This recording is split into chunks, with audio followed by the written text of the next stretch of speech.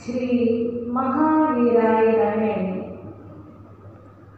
जय आत्म, जय आनंद, जय देवेंद्र, जय शिव।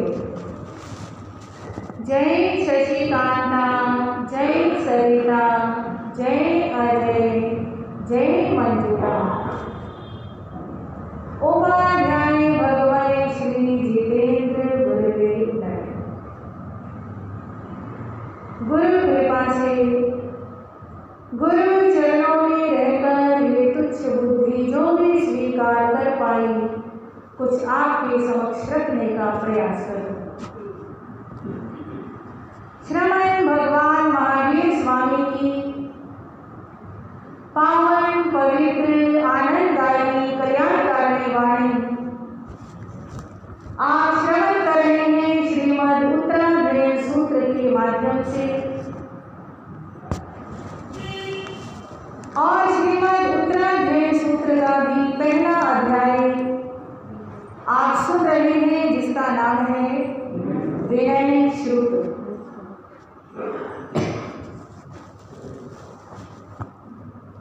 कहा गया है, एक साधक में कितने भी गुण हो,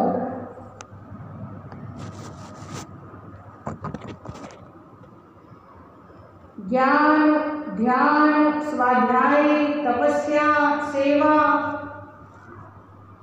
सब गुणों का भंडार हो कोई व्यक्ति, पर अगर विनय नहीं है तो कुछ भी नहीं।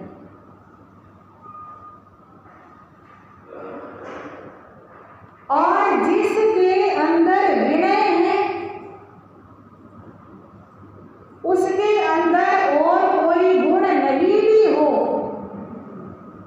तो धीरे धीरे करके सारे गुण आ जाते।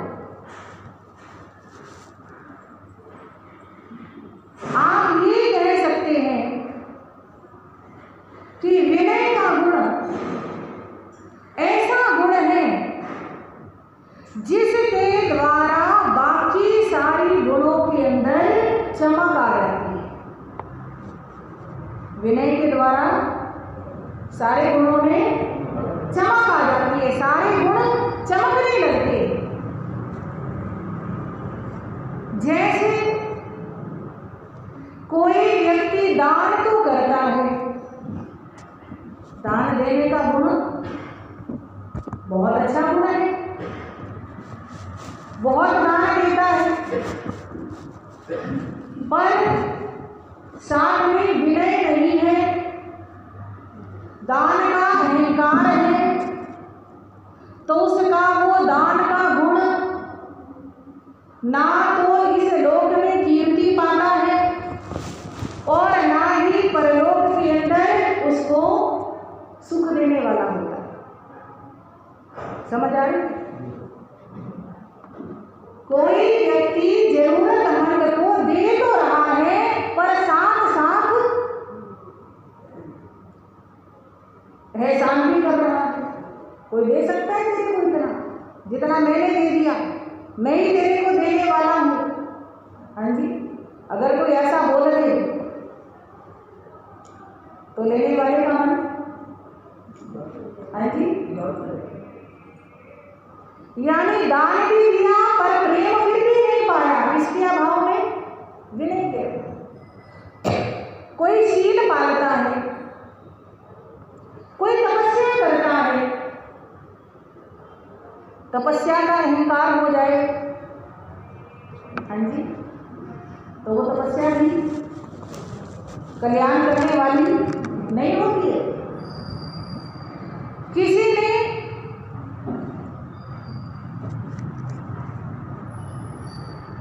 बहुत सेवा करी या समाज सुधार के काम किए, सारे कुछ लगा लो आप, सारा कुछ किससे शोभा पाता है? विनय से शोभा।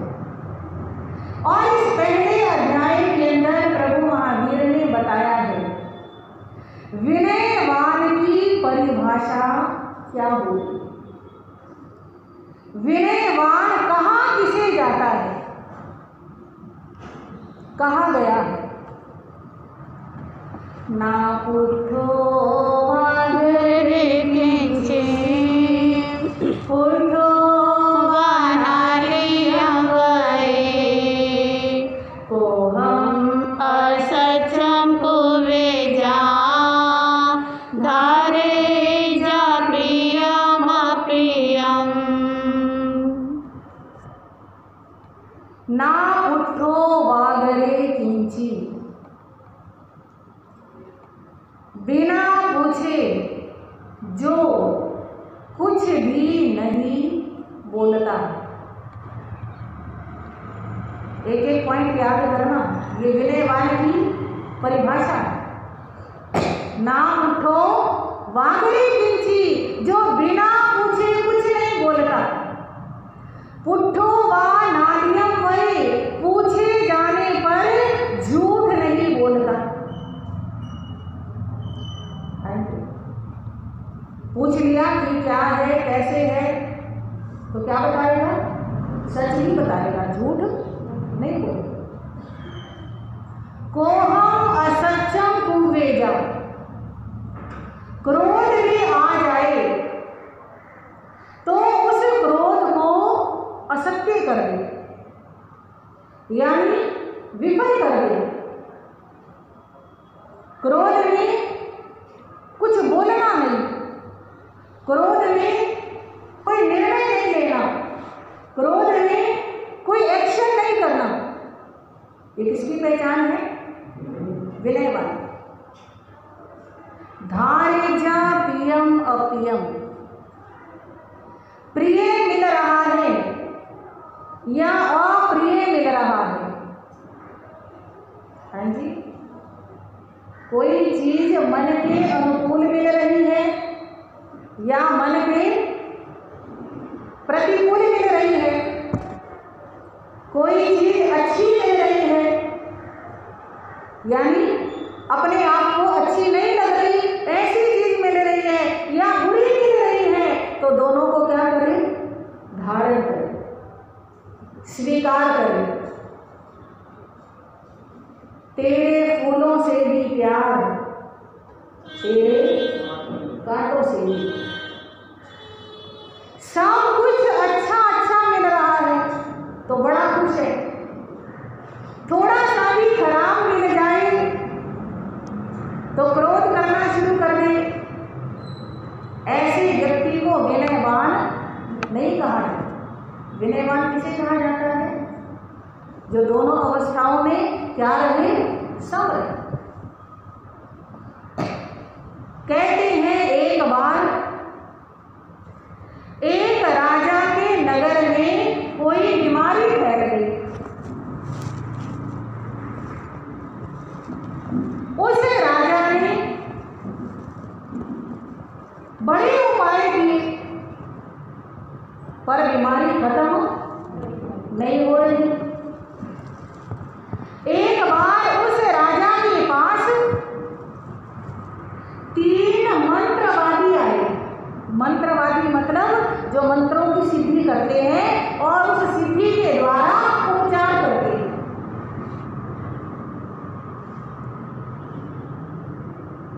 तीनों ने कहा हम आपके नगर से बीमारी को खत्म कर देंगे। राजा ने पूछा कैसे खत्म करोगे, क्या उपाय है तुम्हारे पास? तो एक मंत्रवादी कहने लगा मैंने मंत्रों की सिद्धि के द्वारा एक भूत को अपने वश में कर रखा।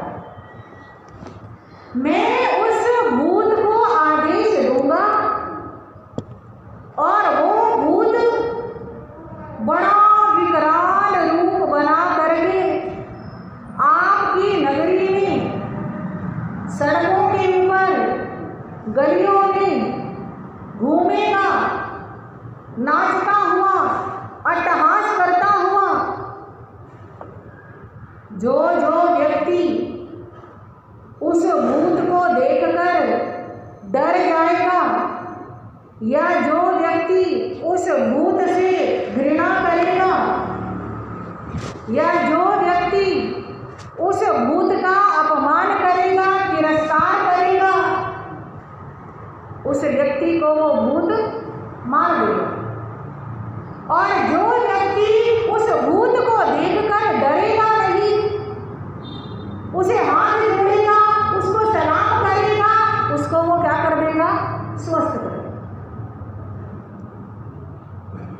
मेरा कहने का भाव ये है, आप अपने नगर में सूचना करा दो कि कोई उससे डरे नहीं, कोई उससे घृणा नहीं करे।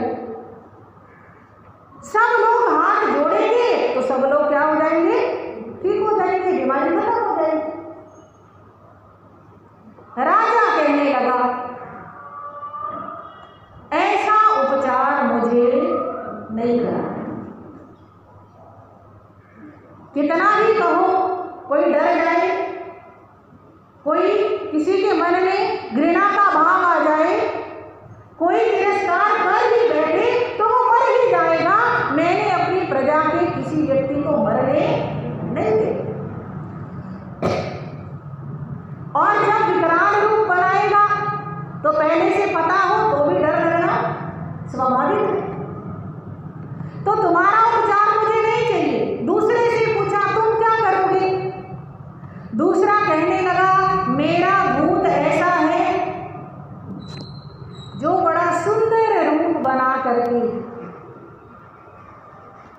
बाजारों से गलियों से निकलेगा। उसके चरणों में जो प्रणाम करेंगे, जो उसकी प्रशंसा करेंगे, वे सब क्या हो जाएंगे? ठीक हो जाएंगे। और जो नहीं करेंगे वे ठीक नहीं होंगे। हाँ जी, मारेगा तो किसी को नहीं, पर वो क्या रहेगा? बीमार ही रहेगा। जो प्रणाम नहीं करेगा उसको वो ठीक नहीं करेगा। राजा ने कहा, मेरे को ऐसा उपचार भी नहीं चाहिए। अब गारंटी थोड़ी है कि सारे प्रणाम करें।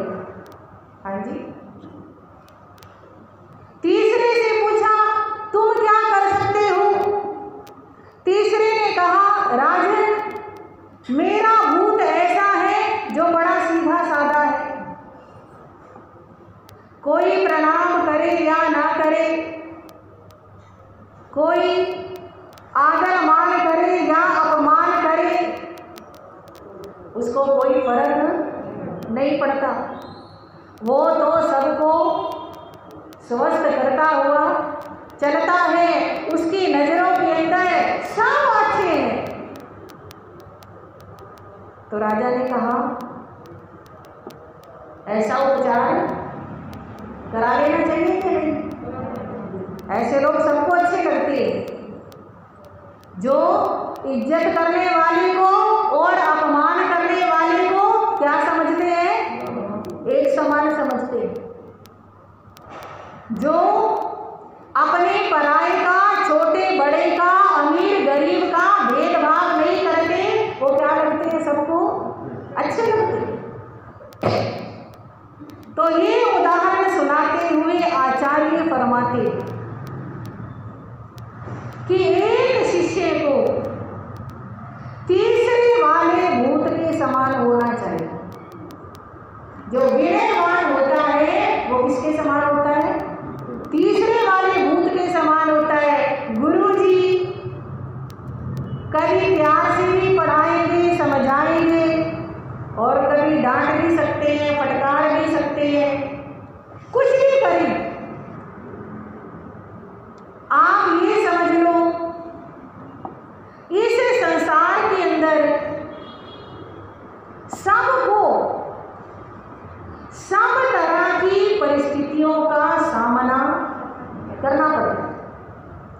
इस दुनिया में कोई व्यक्ति आपको ऐसा नहीं मिलेगा जिसे हमेशा मान सम्मान मिला हो। हाँ जी, जिसे हमेशा ही और सबसे ही, हाँ, कोई ऐसा नहीं मिलेगा जो हमेशा संपन्न ही रहा हो। हर दृष्टि से सबको कभी ना कभी, किसी न किसी अवसर पर अपमान भी सहना पड़ता है, कभी ना कभी नुकसान भी सहना पड़ता है, कभी ना कभी विपत्तियों का सामना भी करना पड़ता है। तो आप ये समझ लो, अगर हम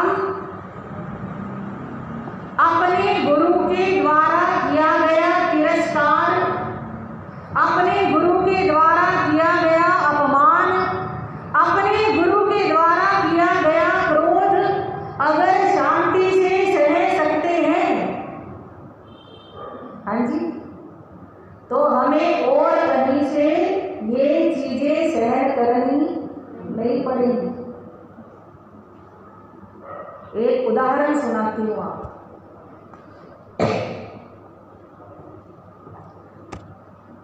छत्रपति शिवाजी मराठा, सबने नाम सुना होगा। उनकी मां कौन थी? जीजाबाई। और उनके गुरु कौन थे? समर्थ गुरु रामदास। कौन थे?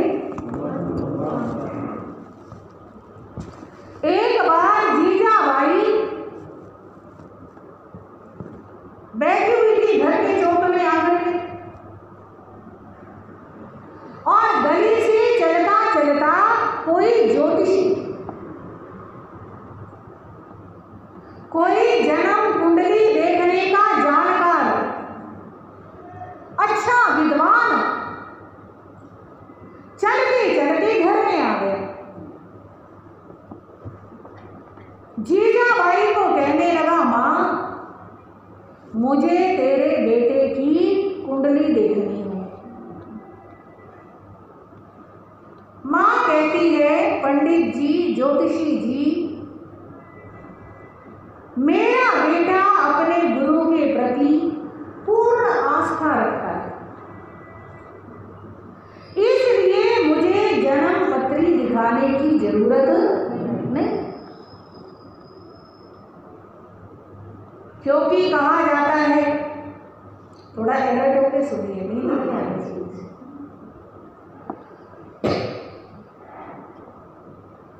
जन्म कुंडली के अंदर 9 ग्रह होते हैं, और 9 ग्रहों के अंदर एक ग्रह का नाम है गुरु ग्रह। कौन सा? जिसे देव गुरु बृहस्पति भी कहते हैं। जीवन में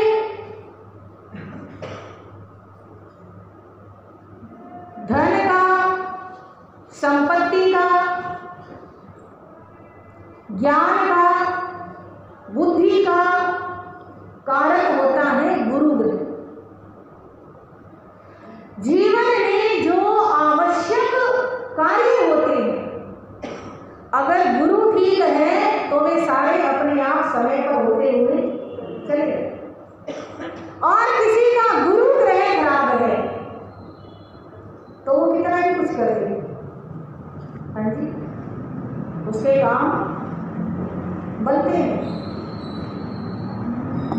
तो गुरु ग्रह ठीक करने का मतलब गुरुजनों का क्या करना?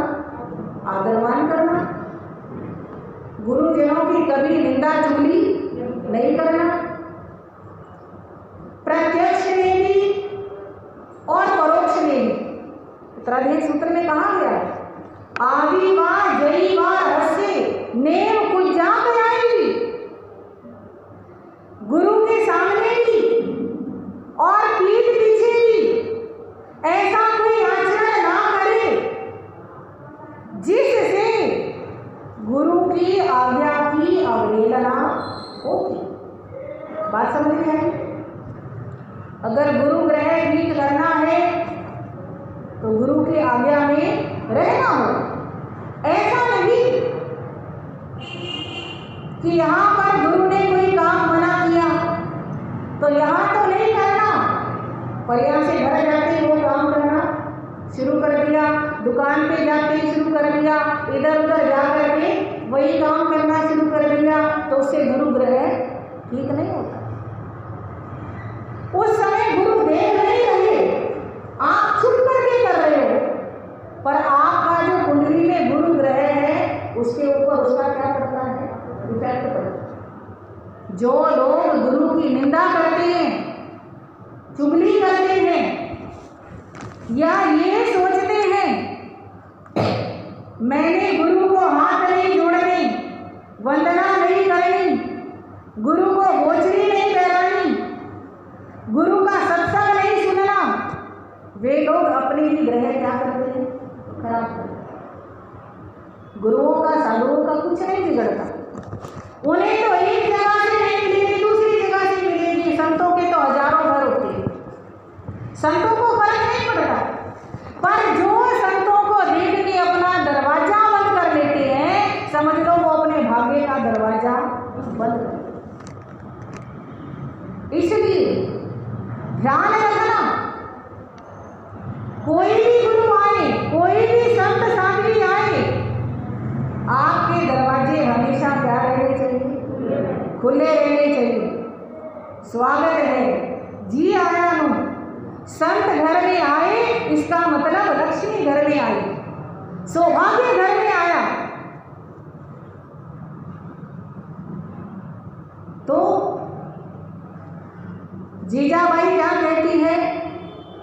मेरा बेटा अपने गुरु का आज्ञाकारी है, इसलिए मुझे पत्री दिखाने की भी जरूरत नहीं।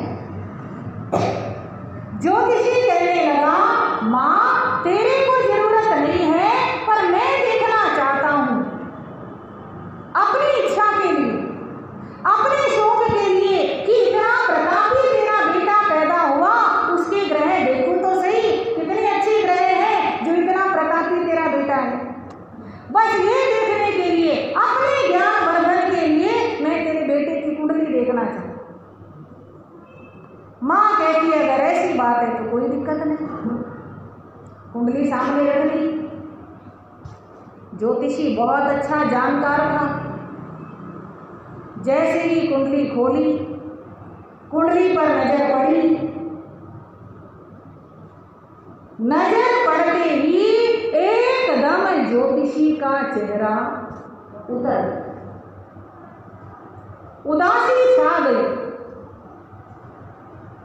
मां उस ज्योतिषी के हाव भाव देख रही, एकदम समझ गई कुछ ना कुछ गड़बड़ है। ज्योतिषी ने पत्री बंद कर दी, चुपचाप मां के पास रख दी और चलने लगा, कुछ भी बोला नहीं। अब मां का दिल तो मां का ही होता है। बेशक मन में पूरा विश्वास है कि मेरे गुरु के होते हुए मेरे दान का बाल बांका नहीं हो सकता, पर फिर भी ऐसी स्थिति को देखकर अंदर में थोड़ी घबराहट सी हुई। कहने लगी, पंडित जी क्या देखा? अब जब देख ही लिया है तो एक बार बता भी दो। कहने लगे, नहीं मां बताना नहीं।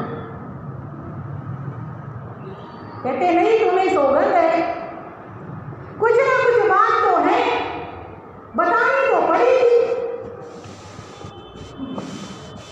पत्री देखते ही आपका चेहरा एकदम उतर क्यों गए? पंडित जी कहने लगे, मां इस कुंडली के अंदर एक ऐसा योग है जो तेरे बेटे के जीवन के लिए घातक है। क्या है? जीवन के लिए घातक, अर्थात उसके ऊपर एक बार एक ऐसा हमला होना है, एक ऐसा उसे नुकसान पहुंचना है जिसमें वो क्या होगा? बहुत जल्दी मृत्यु को प्राप्त होगा। कितना समय है? मां जी ज्यादा कुछ मत पूछो, ये ऐसा योग है जिसे टाला नहीं जा सकता। हाँ जी, ये घात तो आएगी आएगी, जब तक नहीं आती तब तक मस्त रहो, जब आएगी तो इसे कुछ रोकने का कोई उपाय है। मां बड़ी घबराई, उसने पंडित जी आप यहीं बैठो, जाना नहीं, मैं अभी आई। बेटे की जन्म पत्री उठाई, घर से निकली और समर्थ गुरु रामदास के पास पहुंची। गुरु रामदास अपनी कुटिया में ध्यान लगाकर बैठे।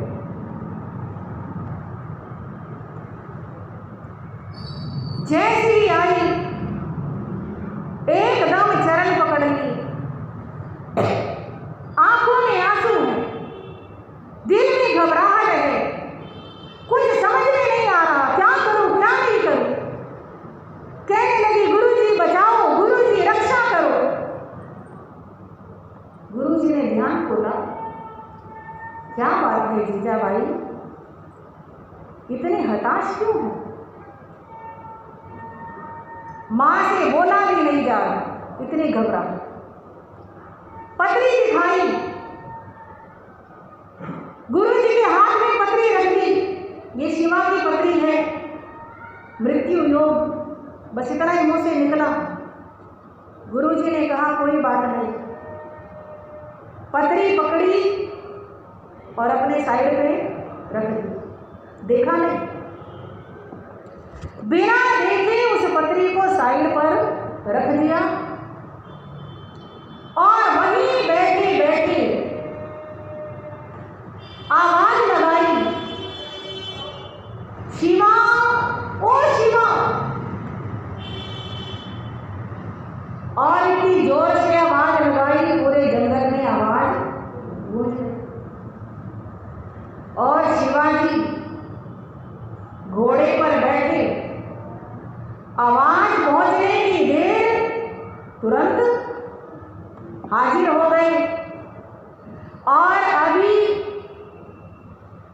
घोड़े से उतरे भी नहीं, बहुत एकदम तेजी से सर पर दौड़ता हुआ घोड़ा आया, घोड़े को रोका, उतरने के लिए एक पांव उठाया ही था, दूसरा पांव रकाब में है, पहला पांव उठाया ही है कि जल्दी से उतरूं। गुरु ने पुकारा, गुरु ने आवाज लगाई, जरा देखो क्या काम है। अभी उतना भी नहीं था, गुरु ने रेत की मुट्ठी भरी और शिवा के मुंह पर फेंक के मारी और कहा भाग जा यहां से, और शिवा भाग गया।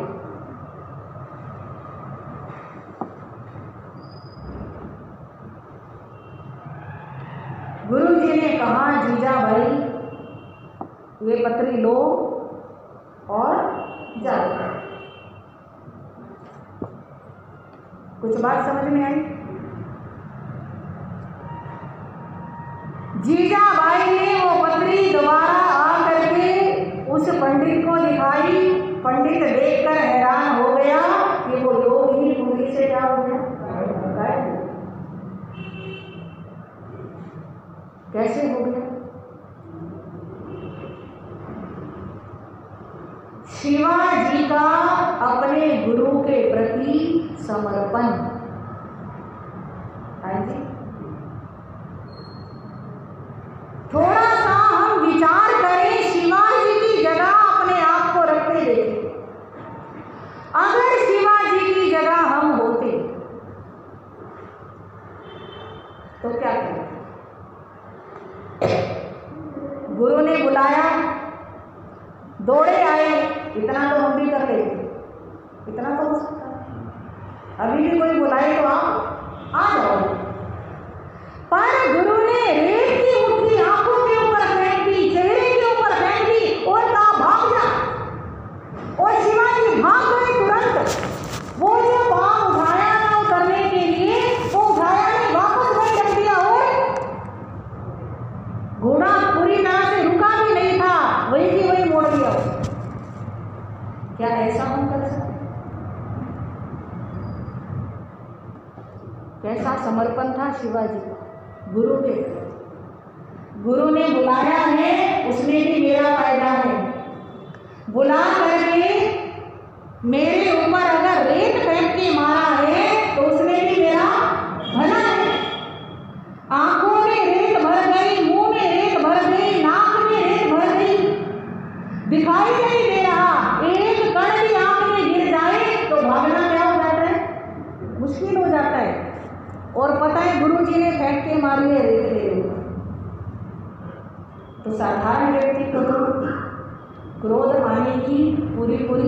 संभावना है। और वो शिवाजी क्रोध नहीं हुए, गुरु की आज्ञा हुई कि जा तो चले गए। और जो घातक योग आना था वो गुरु की उस रेत की मुट्ठी में क्या हो गया? हाँ जी, जो शूली मिलनी थी समझ लो वो शूल में क्या हो गई? समझ आई बात? शूली की सजा एक कांटे जितनी हो गई। किसकी कृपा से? गुरु की कृपा से। इसलिए प्रभु महावीर फरमाते हैं गुरु कृपा के अंदर बहुत शक्ति होती है, बहुत ताकत होती है। आप गुरु कृपा को महसूस करें, पर उसे महसूस करने के लिए अपने मन में गुरु के प्रति प्रेम का भाव, गुरु के प्रति आदर का भाव, गुरु के प्रति विनय का भाव होना चाहिए। अगर विनय का भाव है तो समझ लो गुरु की कृपा महसूस होती है। जैसे मान लो बारिश तो आ रही है, जो अपने बर्तन को सीधा करेगा उसका बर्तन क्या होगा? भरेगा। और जो अपने बर्तन को उल्टा रखेगा उसका बर्तन खाली रहेगा। ऐसे ही समझ लो गुरु की कृपा तो बरस रही है सबके ऊपर एक समान। हाँ जी, गुरु की कृपा तो सबके ऊपर एक समान बरस रही है। जिसके मन में श्रद्धा होगी, जिसके मन में भक्ति होगी, जो विनयवान होगा उसे वो साक्षात महसूस होगी। और जिसके मन में विनय नहीं वो फिर खाली का खाली रहेगा। उसे कहते हैं सुपात्र और कुपात्र। तो विनय का विषय गहराई से अपने अंदर बिठाने लायक सबके लिए, हमारे लिए भी और आपके लिए भी, सबके लिए विनय को अपने जीवन में धारण करना अनिवार्य है। आते रहें।